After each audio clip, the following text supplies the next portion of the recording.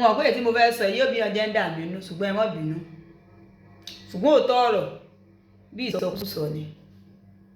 gbogbo wa là ń pa ewu actress Mide Martins àwọn ọmọ yẹn wọn ò láàánú àwọn ọmọ yẹn bí àwọn ṣe dààmú tó sọ̀rọ̀ ń pa stepfather àbí decide ibẹ̀ yẹn àwọn ọkùnrin gan tán ṣe fídíò ní kinní mi rí kéèyàn kan sọ̀rọ̀ ń pa stepfather tó gba ojúṣe bàbá àwọn ọmọ ń ṣe stepfather táwọn ọmọ yẹn rí nígbà òjò nígbà ẹ̀rùn nígbà òtútù nígbà ọyẹ́ mi rí kẹ́nìbọ̀dì sọ̀rọ̀ ń pa rẹ̀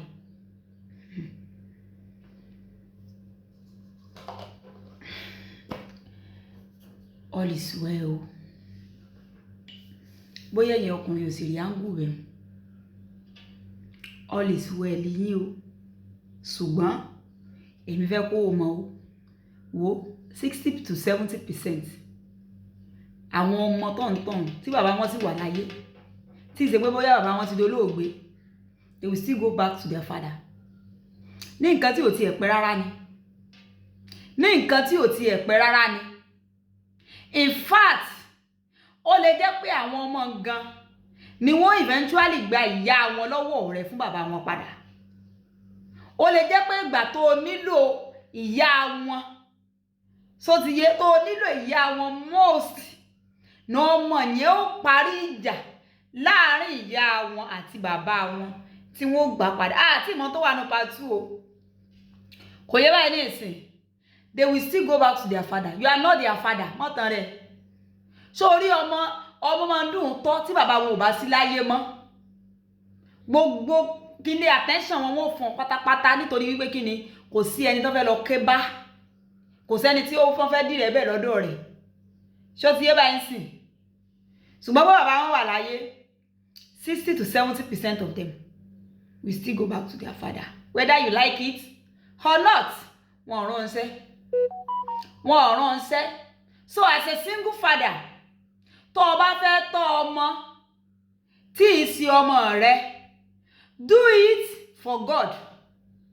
do it for their mother do it wípé tó bá jẹ́ ọmọ mi náà ni I will still do my responsibility don't do it because wípé o fi ojú sọ́nà wípé wọ́n gbọ́dọ̀ wá mú èrè wá fún ọ ṣé ń gbọ́ mi tán bá tiẹ̀ wá padà wá mú èrè fún ọ you see it as bonus because a lot of you máa ń wò wípé èmi ló yẹ kọ́ mọ̀ gẹ́gẹ́ bí bàbá blood is thicker than water o mọ̀ tán ara rẹ o tó ti yé báyìí ní ìsìn tó o bá fẹ́ ya wọn definitely ọ mójútó àwọn ọmọ torí o ti mọ̀ pé single mother ni but you will take care of them bí ìgbà tó bá jẹ́ wípé ọ̀sẹ̀ tiẹ̀ fọ́lọ́ ni don't expect anything láti ọ̀dọ̀ wọn so that tí wọn ò bá padà mú wá àbí wọn bá padà lọ bá bàbá wọn ọ̀ní hypertension ò ní pa ọ́ tán bá sì padà tún wá mú wá fún ọ you will see it as bonus ni kò yé báyìí ní ìsìn alájìkẹ́rì iná ẹ máa like ẹ comment ẹ share o ó dàbọ̀.